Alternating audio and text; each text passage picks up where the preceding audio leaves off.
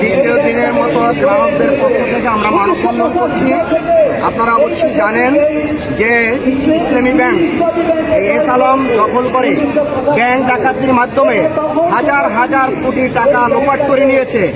তখন আমাদের সেই ফ্যাসিস্টের আমলে গ্রাহকদের কিছুই করার ছিল না, কিন্তু এই নতুন সরকার আসার পরেও যখন আমরা দেখি যে ফ্যাসিস্টের দোসর খোরশেদ আলমকে ইসলামী ব্যাংকের চেয়ারম্যান করা হয়েছে, তখন আমরা খুবই উদ্বিগ্ন। আমরা যদি দেখি যে এই অপরাধ থাকে, এই ব্যাংকের চেয়ারম্যান থাকে, তাহলে সেই এস আলমের সহযোগী হয়ে এখান থেকে আবার হাজার হাজার কোটি টাকা লোপাট করবে।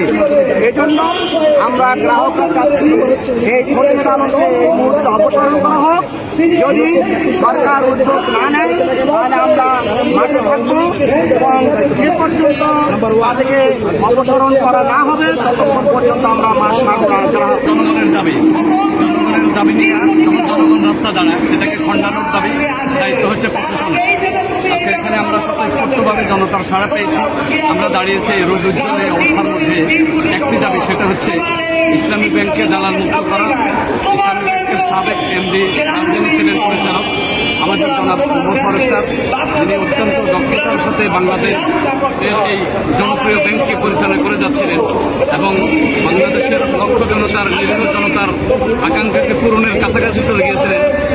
সাবেক স্বৈরশাসী শাসকের হাত থেকে এই ইসলামী ব্যাংককে আমরা মুক্ত করে আমরা জনগণের ভোটের মাধ্যমে নতুন নির্বাচিত সরকার গঠন করার পর আমরা তাদের কাছে আশা করেছিলাম আমাদের নিরপেক্ষ, আমাদের প্রাণপ্রিয় সেই সাবেক এমপিকে আবার পুনরায় তিনি নিয়োগ দিবেন। তিনি তা না করে ওই সেই ভারতের ইঙ্গিতে জনতার দাবিকে উপেক্ষা করে নতুন করে তাকে এমপি নিয়োগ দিয়েছেন, সেটাই জনগণ মানে দিচ্ছে না।